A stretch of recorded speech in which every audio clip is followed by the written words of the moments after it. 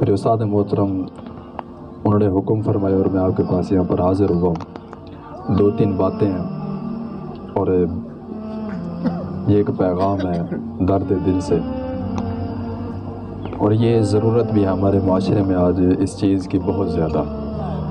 میں اگر یہ پیغام اور یہ درد اگر سینے میں رکھتا ہوں نا تو سینہ جلتا ہے، اور اگر زبان پہ لاتا ہے تو زبان بھی جلتی ہے، اور یہ بڑی تلخ حقیقت ہے.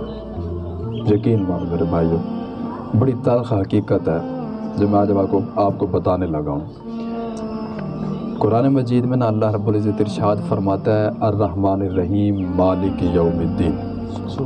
آپ نے ماں باپ کی شان تو سنی ہوگی ماشاءاللہ، کافی دفعہ سنی ہے، لیکن آج دل کی ہے کہ آپ کو ایک اس انداز میں بتایا جائے کہ کافی سارے ہمارے جو نوجوان بھائی ہوتے ہیں نا، وہ اپنے گھروں میں بیٹھے جو ماں باپ ہوتے ہیں نا بزرگ، ان کے بارے میں بڑا کچھ سوچتے ہیں.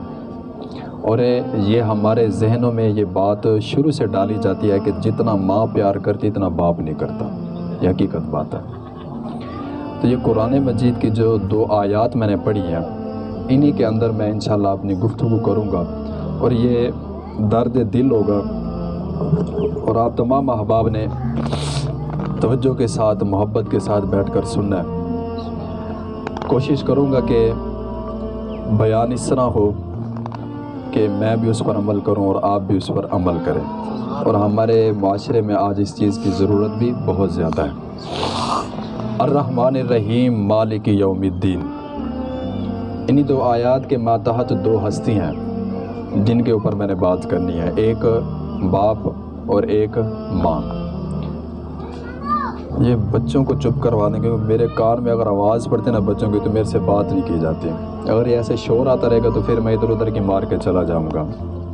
وہ خوب کہا تھا نا کسی نے کہ جناب جو بات دل سے نکلتی ہے وہ اثر رکھتی ہے. تو اگر ماحول بنا رہا، آپ توجہ سے سنتے رہے تو انشاءاللہ مزہ بھی آئے گا. اگر اس طرح شور ہوتا رہا تو پھر جناب میں ادھر ادھر کی 3-4 مار کے میں بھی یہاں سے اجازت لے لوں گا.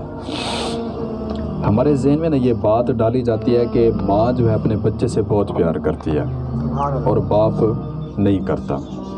حقیقت بات ہے. اور ہم ہر چیز جو ہے، ہر دکھ سکھ جو ہے اپنی ماں کو بتاتے، اپنے باپ کو نہیں بتاتے، کہ ہم باپ سے ڈرتے ہیں. حقیقت بات ہے. اور یہ میں قرآن مجید سے آپ کو بتانا چاہتا ہوں کہ ماں جو ہے نا، ماں یہ اپنے بچوں کے حوالے سے بڑی نرم ہوتی ہے، ہر معاملے میں نرم ہوتی ہے. تھوڑی سی بات ہوئی ہے ماں رونا شروع کر دیتی ہے. باپ اس حوالے سے اس معاملے میں جو ہے نا تھوڑا سخت ہوتا ہے. اس کی وجہ میں بتاتا ہوں آپ کو. ہیں تو دونوں ہمارے ماں باپ، ٹھیک ہے نا جی، لیکن میں آپ کو بتاتا ہوں کہ باپ سخت کیوں ہوتا ہے اور ماں جو ہے وہ نرم کیوں ہوتی ہے بچوں کے معاملے میں. الرحمن الرحیم مطلب رحمان اور رحیم یہ اللہ کے صفاتی نام ہیں. جب ماں کے وجود کو بنایا جا رہا تھا، جب اس کی مٹی کو تر کیا گیا، ماں کے وجود کے لیے جو مٹی لائی گئی تھی اس کو جب تر کیا گیا تو اللہ رب العزت نے الرحمن الرحیم اس کے چشمے سے ماں کی جو مٹی تھی اس کو تر فرمایا تھا. اس لیے ماں جو ہے وہ بڑی شفقت کرتی ہے بچوں پر.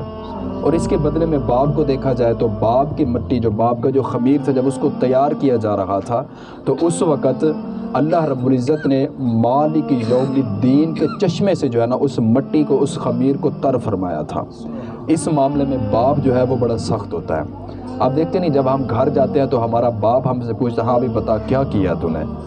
مالک یوم الدین روز جزا، ہم سے حساب و کتاب لینے والا ہمارا مالک. ایسے ہی ہمارے گھر میں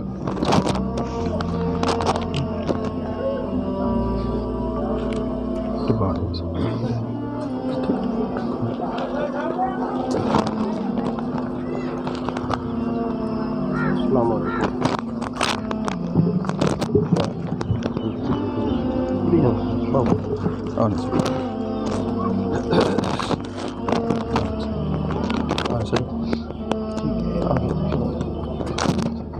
مہربانی.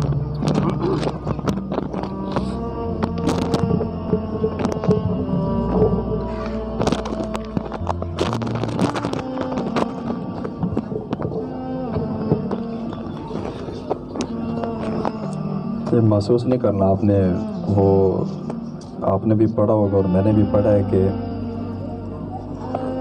ادب جو ہے نا یہ سب سے بڑی دولت ہوتی ہے، اور یہ ہمارے استاد محترم ہے، میں نے ان کے قدموں میں بیٹھ کر جو بھی حاصل کیا، آج میں جس مقام پہ بیٹھا ہوا ہوں یہ ہمارے استاد محترم جناب قاری اللہ وسیع صاحب، ان کی کرم نوازی ہیں۔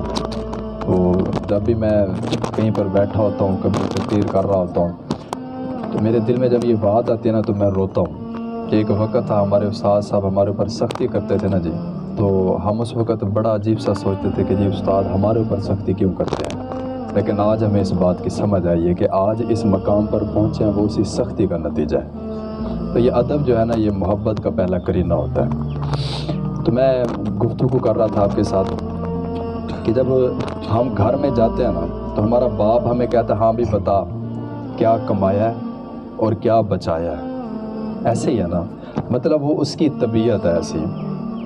ماں کی طبیعت ہے کہ جب بھی ہم گھر میں جاتے ہیں نا جی وہ کچھ نہیں پوچھتی، وہ یہ پوچھتے ہیں کہ بیٹا تو ٹھیک ہے، کچھ کھایا ہے، کوئی مسئلہ مسائل تو نہیں، کوئی تکلیف تو نہیں۔ اس کی وجہ یہ ہے کہ ان کی طبیعت ہی کچھ ایسی ہے کہ جب ان کا خمیر تیار کیا جا رہا تھا تو یہ دو چشمے تھے جن سے تیار ہوا تھا۔ اور میں یہ پوچھتا ہوں، اپنے آپ سے بھی پوچھتا ہوں اور ان نعت خوانوں سے بھی پوچھتا ہوں جو یہ کہتے ہیں کہ جناب جب بچہ گھر نہ آئے تو ماں کو نیند نہیں آتی، تو بھائی میرے بتاؤ باپ کو بھی نیند آتی ہے جب بچہ گھر نہ آیا ہو؟ باپ سوتا ہے، ماں تو نرم مزاج ہوتی ہے نا کہ جب بچہ گھر میں نہ آئے تو وہ پھٹ پڑتی ہے، وہ بار بار دروازے کو دیکھتی ہے۔ لیکن میں حقیقت بتاتا ہوں نیند باپ کو بھی نہیں آتی، باپ بھی کروٹیں بدل بدل کر دیکھ رہا ہوتا ہے کہ میرا بیٹا کب گھر آئے گا، ہیں جی۔ اور یہ ہمارے معاشرے میں نا جناب یقین مانے جو ہے یہ بڑی زیادتی ہو رہی ہے ایک باپ کے ساتھ۔ میں یہ درد دل آپ کو بتا رہا ہوں کہ یہ بہت بڑی زیادتی ہو رہی ہے ایک باپ کی ہستی کے ساتھ۔ ہر جگہ ماں کا نام ہے، میں ماں کی مخالفت نہیں کرتا، ماں کا بہت بڑا مقام ہے، ٹھیک ہے نا، بہت بڑا مقام ہے۔ گھروں نے جتنا بڑی کوٹھی ہے اس کا دروازہ ہوتا ہے وہ اس سے چھوٹا ہے، پھر دروازے سے چھوٹا تالا ہے، پھر تالے سے چھوٹی جو ہے وہ چابی ہے۔ اب چابی ہمارے پاس نہ ہو تو وہ گھر ہمارے کس کام کا ہے؟ ماں کے قدموں کے تلے جنت ہے، لیکن اس جنت کا دروازہ جو ہے وہ ہمارا باپ ہے۔ اگر باپ کے ہی ہم نافرمان ہو جائیں تو پھر ہم جنت میں کس طرح جا سکتے ہیں؟ رضا الہی فی رضا الوالد، اللہ کی رضا جو ہے وہ والد کی رضا میں ہے۔ تو میں یہ بات آپ سے کر رہا ہوں کہ میرے بھائیو یہ درد دل میں بڑھ رہا ہوں آپ کو کہ باپ کے ساتھ زیادتی نہ کرے یار۔ ہر جگہ پر جہاں بھی دیکھیں نا جناب یہ ہمارے اسٹیجوں، یہ اہل سنت کی اسٹیجوں کا نا جناب یہ ماحول بن چکا ہے کہ جہاں بھی دیکھو نا جناب یہ فرمائشیں ہو رہی ہوتی ہیں کہ جی ماں کی شان سنا دیں۔ یار ماں کی شان آپ سن رہے ہو تو باپ کدھر ہے؟ گاڑیوں کے پیچھے لکھا ہوگا جی میری ماں کی دعا ہے، تو باپ دعا نہیں کرتا تھا؟ باپ ہمارا دعا نہیں کرتا تھا کہ میرے بیٹے کے پاس اچھی گاڑی ہو، اس کے پاس اچھا لباس ہو، اس کا بینک بیلنس اچھا ہو، اس کی عزت ہو، اس کا نام ہو، اس کے پاس شہرت ہو؟ باپ بھی تو دعائیں کرتا تھا۔ تو پھر یہ زیادتی کیوں ہو رہی ہے کہ ہر جگہ پر صرف ماں کا نام ہے، باپ کو کوئی پوچھتا ہی نہیں ہے؟ نہ یار، باپ نے ہمارے لیے بہت کچھ کیا ہے۔ آج ہم جہاں پر بیٹھے ہوئے ہیں یہ ہمارے باپ کی تو محنت ہے۔ ہم تو اسکولوں میں پڑھ رہے تھے لیکن ہمارا باپ جون کی تپتی دھوپ میں دوپہر میں اپنا جسم جلا رہا ہوتا تھا ہمارے لیے۔ ہم تو سکون سے اے سی والے کمرے میں بیٹھ کے نا جناب تعلیم حاصل کر رہے ہوتے ہیں، وہ فیسیں ہمارا باپ ادا کرتا تھا۔ جب ہم کسی اور کلاس میں جب ہم پڑھتے تھے، جب ہم ٹیوشن پڑھنے جاتے تھے، جب ہم کسی بڑی کلاس میں پہنچے تھے، کالج میں جاتے تھے، یونیورسٹی میں جاتے تھے، 12 گھنٹے ڈیوٹی ہوتی تھی، ہمارا باپ جو ہے نا 16 گھنٹے لگاتا تھا۔ کس لیے؟ اپنے بچوں کے لیے۔ اور یہ قاعدہ اور یہ کلیہ اور یہ محبت اور کہیں سے نہیں ملے گی آپ کو۔ ایک واحد ہستی ہے باپ کی جو سارا دن انتھک محنت کرتی ہے لیکن اپنے لیے نہیں، اپنی اولاد کے لیے۔ گھر جب آتی ہے نا جی باپ کی ہستی، تو باپ جب گھر میں آ کر نا جب پیسہ جتنا بھی کمایا وہ یہ کہتا ہے کہ بیٹا یہ سب کچھ تیرا ہی تو ہے، میرا تو کچھ ہے نہیں۔ آج جو بچے کہتے ہیں نا میرے بھائی، جو کہتے ہیں کہ جی باپ نے ہمارے لیے کیا ہی کیا ہے، باپ نے ہمارے لیے بڑا کچھ کیا، تو بتا تو نے ان کے لیے کیا کیا ہوا ہے؟ تو نے تو کچھ نہیں کیا۔ یہ مولانا روم رحمۃ اللہ تعالیٰ علیہ ہمیں باپ کی بات کرے نا تو ہم بڑی سختی کے ساتھ، بڑے تلخ لہجے کے ساتھ ان کے ساتھ پیش آتے ہیں۔ تو یہ مولانا روم رحمۃ اللہ تعالیٰ علیہ آپ نے یہ ایک حکایت درج فرماتے اپنی حکایات میں کہ باپ بیٹا گھر میں بیٹھے نا جی کام کر رہے تھے، بیٹا چھوٹا تھا چارپائی پہ بیٹھا تھا اور باپ جو ہے نا وہ صحن میں کام کر رہا تھا، تو دیوار پہ نا ایک کوا آ کے بیٹھ گیا۔ تو بیٹا جو تھا وہ پہلی دفعہ بولنا سیکھا تو وہ توتلی زبان میں بول رہا تھا. اس نے توتلے انداز میں جیسے اس کو آتا تھا اس نے پوچھا کہ ابا دیوار پہ کیا بیٹھا ہوا ہے؟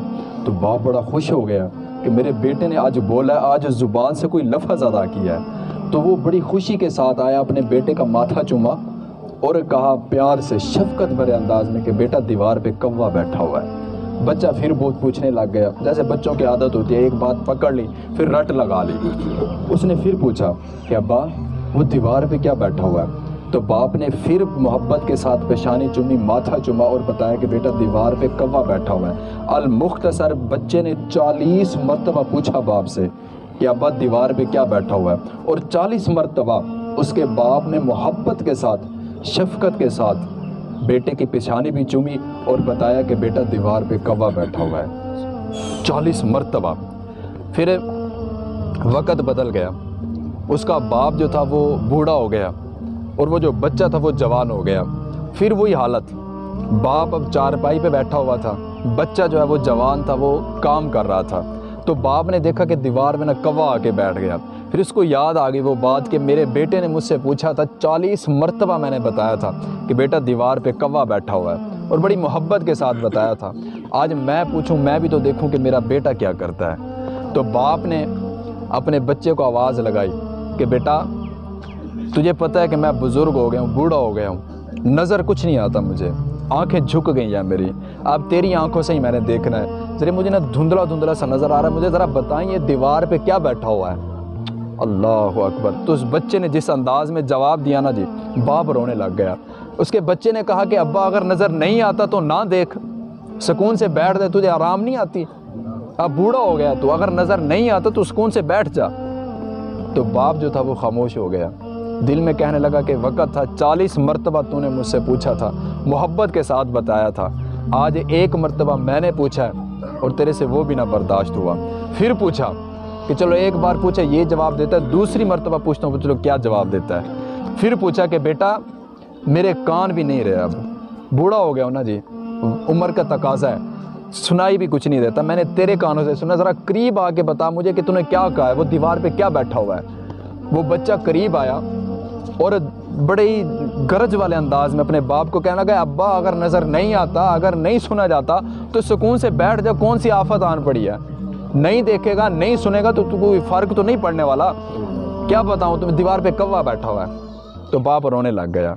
پھر وہی بچہ جو ہے نا وہ نرم پڑ گیا، کہتا ابا اب رونے والی بھی کوئی بات ہے، اب کوئی رونے والی بات بھی ہے، آپ نے پوچھا میں نے بتا دیا کہ دیوار پہ کوا بیٹھا، بات ختم. تو باپ جو تھا وہ کہنے لگا کہ بیٹا کیا بتاؤں، مجھے بھی سب کچھ پتہ ہے، لیکن میں دیکھنا چاہتا تھا کہ ایک وقت تھا جب تو بچہ تھا، چھوٹا تھا، تو نے مجھ سے پوچھا تھا 1 مرتبہ نہیں 40 مرتبہ پوچھا تھا کہ ابا دیوار پہ کیا بیٹھا ہوا ہے، اور میں نے محبت کے ساتھ شفقت کے ساتھ تیرا ماتھا چوم کے تجھے بتایا تھا کہ بیٹا دیوار پہ کوا بیٹھا ہوا ہے.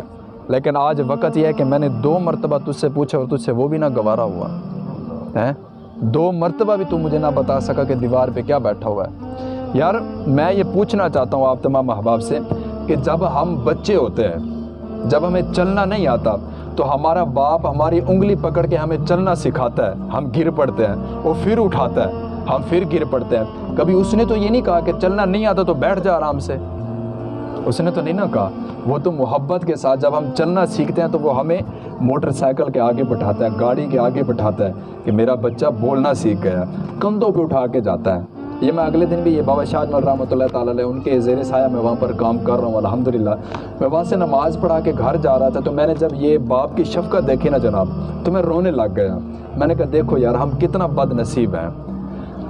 چھوٹا بچہ رات، اب دیکھنا کتنا سردیاں پڑ رہی ہیں، رات کا وقت تھا، میرے خیال سے 8 سے 9 بج رہے تھے.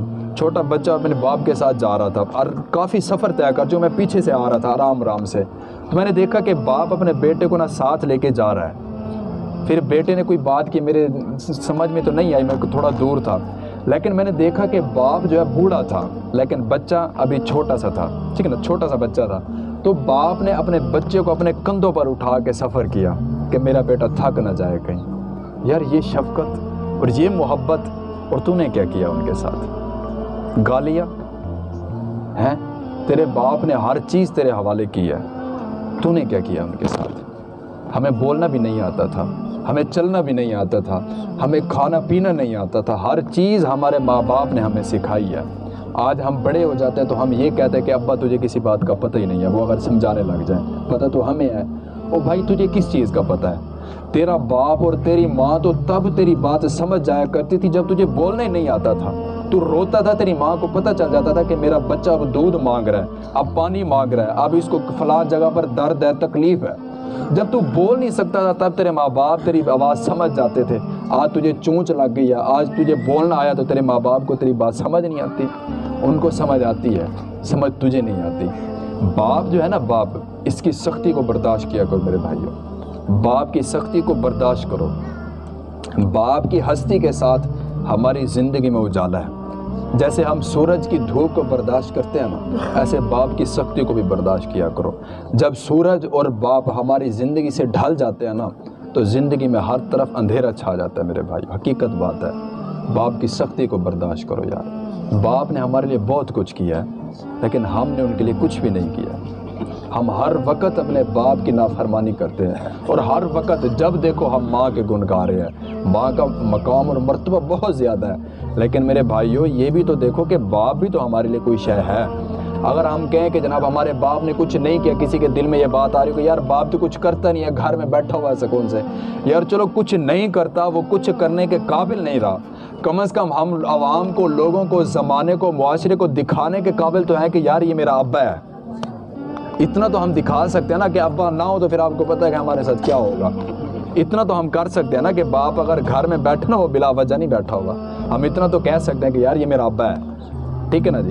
تو باپ جو ہے نا، باپ یہ ہماری زندگی میں بہت بڑا مقام رکھتا ہے میرے بھائیوں، اور یہ بات جو ہے نا ہمارے معاشرے کی سب سے بڑی ضرورت بن چکی ہے۔ باپ کی جو ہے نا اولاد بہت زیادہ نافرمان ہو رہی ہے۔ بس ماں کا ذکر ہے، ماں کا بھی مقام ہے، میں مخالفت نہیں کر رہا، میں بار بار کہہ رہا ہوں، لیکن یار باپ جو ہے نا، باپ اس کو بھی سمجھو یار، اس کے بھی دل میں ارمان ہوتے ہیں، اس کے دل میں بھی خواہش ہوتی ہے کہ میرے بچے بڑے ہو جائیں اور میرے ساتھ بیٹھیں، باتیں کریں، گپیں لگائیں، لیکن ہم ان کے ساتھ بیٹھتے نہیں، ہم کہتے ہیں نہیں جناب باپ تو ہمارا دشمن ہے۔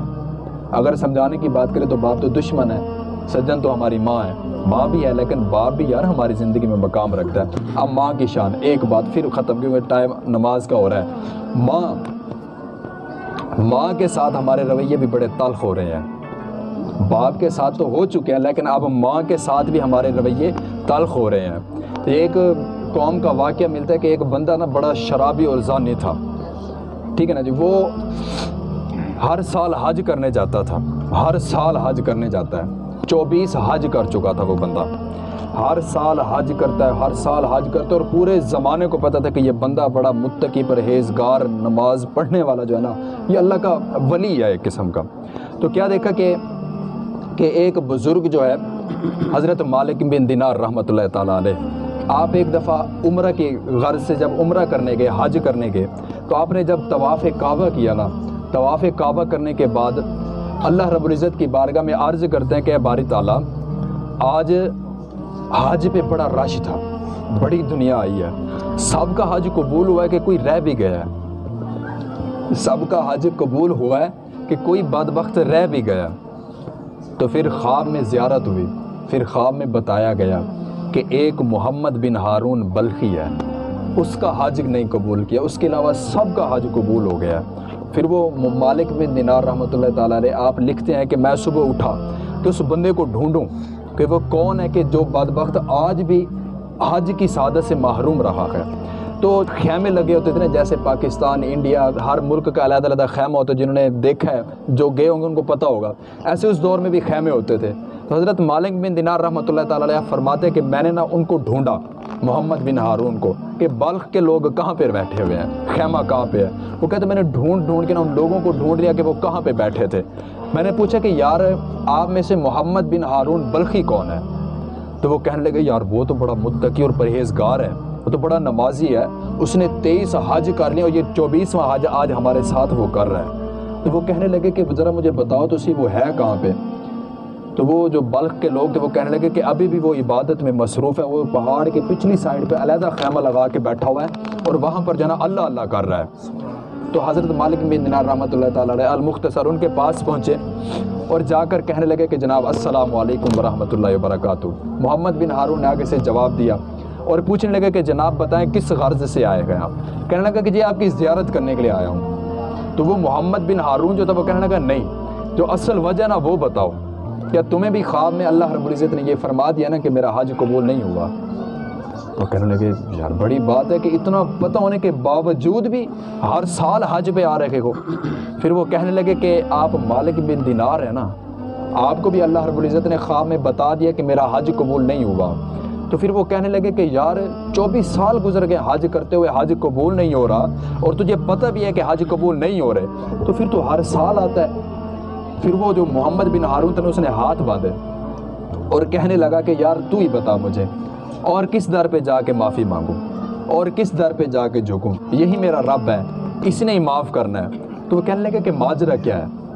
تو وہ کہنے لگا، وہ محمد بن ہارون جو تھا وہ کہنے لگا کہ کیا بتاؤں یار، ایک وقت تھا میرے اوپر عروج تھا، مال و دولت بہت زیادہ تھا میرے پاس، بادشاہت تھی میرے پاس، بڑا مال و دولت تھا، میں شرابی تھا، زانی تھا، گناہ گار بندہ تھا۔ ایک دن کیا ہوا کہ رمضان شریف کا مہینہ تھا، عصر کی نماز کے بعد میں نے تو نماز پڑھی نہیں، میں نے شراب پی ہوئی تھی، تو میں جب عصر کے ٹائم گھر گیا تو میری ماں جو ہے نا وہ تندور پہ روٹیاں لگا رہی تھی، تو میں نے اپنی ماں کو جا کر کہا امی بھوک لگی ہے، کھانے کو کچھ دے دو۔ تو میری ماں نے نا بڑی سخت جملے سے کہا کہ بدبخت بے شرم، اگر روزہ نہیں رکھتا تو کم از کم رمضان شریف کا ہی خیال کر لے، روزے داروں کا ہی احترام کر لے۔ میری ماں نے یہ جملے کہے اور مجھے غصہ آیا کہ میں شراب میں تھا، مجھے غصہ آیا تو میں نے اپنی ماں کو نا تھپڑ مارا، میں نے اپنی ماں کو زور سے تھپڑ مارا اور میری ماں جو ہے نا جلتے تندور میں جا گری۔ پھر اس کے بعد مجھے نہیں پتا کیا ہوا، لوگوں نے مجھے ایک کمرے میں بند کر دیا، میں ساری رات چیخیں سنتا رہا، روتے رہے لوگ۔ صبح دوپہر کو جب میری آنکھ کھلی نا تو میں نے کیا دیکھا کہ میری بیوی جو ہے نا اپنے کپڑے اٹھا رہی ہے۔ میں نے پوچھا کہ تو کہاں جا رہی ہے؟ تو وہ کہنے لگی کہ ماں کے قاتل کے ساتھ میں زندگی نہیں گزار سکتی، میں ماں کے قاتل کے ساتھ زندگی نہیں گزار سکتی۔ وہ کہنے لگا کیا ماں قتل ہو گئی ہے؟ کہنے لگی ہاں تیری ماں قتل ہو گئی اور تیرے ہاتھوں قتل ہوئی ہے، وہ ماں جو تجھے 9 مہینے پیٹ میں رکھ کے گئی، جس نے تیرے خشک حلق میں اپنے سینے کا خالص دودھ اتارا، تیری ہر چیز کا خیال رکھا، سردی گرمی کا خیال رکھا، آج تیرے ہی ہاتھوں تیری ماں جو ہے نا وہ قتل ہو گئی ہے۔ تو یہ بات کرتے ہوئے وہ کہتے میری بیوی بھی مجھ سے طلاق لے کے چلی گئی۔ کہنے لگے اسی دن سے میں اٹھا اور میں نے اپنا سارا مال و دولت جو ہے نا اللہ کے راستے میں قربان کر دیا، خرچ کر دیا۔ پھر میں نے سب سے پہلا کام یہ کیا کہ جس ہاتھ سے میں نے اپنی ماں کو تھپڑ مارا تھا نا اسی ہاتھ کو سب سے پہلے میں نے کاٹا۔ پھر اس دن سے ہر سال میں حج کرنے آتا ہوں لیکن میرا حج قبول نہیں ہوتا، ہر سال آ رہا ہوں لیکن حج قبول نہیں ہو رہا۔ تو حضرت مالک بن دینار آپ فرماتے ہیں کہ میں نے یہ بات سنی نا تو میں نے بھی ایک تھپڑ دے مارا کہ تو ہے اسی لائق، تو نے ماں کو قتل کر دیا۔ تو پھر حضرت مالک بن دینار ریال مختصر کرتا ہوں میں کہ حضرت مالک بن دینار آپ جب رات کو سوئے نا تو حضور پاک علیہ الصلوۃ والسلام کی زیارت ہوئی، تو حضور پاک علیہ الصلوۃ والسلام نے فرمایا کہ اے مالک بن دینار تو رحمان کے بندے کو رحمان کی رحمت سے نا امید کرایا ہے، رب نے تو معاف کرنا تھا۔ تو حضرت مالک بن دینار فرمانے لگے اس کا گناہ ہی بہت بڑا تھا، میں کیا کرتا؟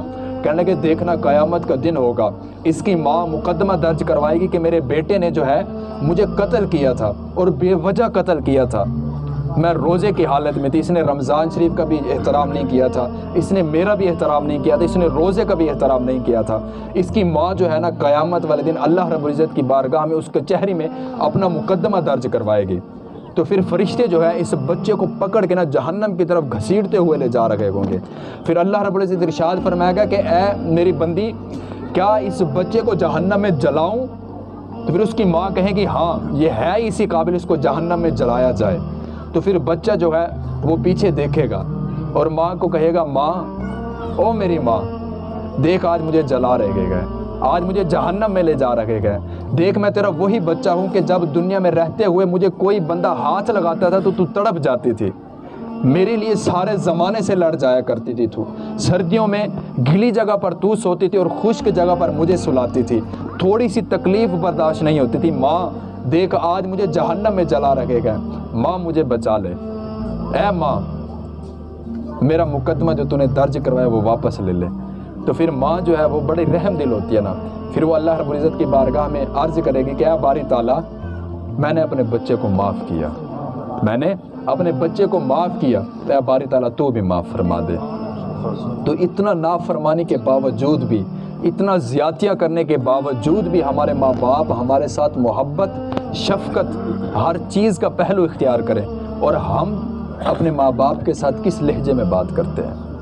نہیں، ہمارے ماں باپ یہ ہماری زندگی کا سب سے بڑا سرمایہ ہے۔ آج یہ ہمارے پاس موجود ہے نا، ہم ان کی قدر نہیں کرتے، لیکن مرنے کے بعد ہمیں پتہ چلے گا کہ ہمارے ماں باپ ہماری زندگی میں کیا مرتبہ اور مقام رکھتے تھے۔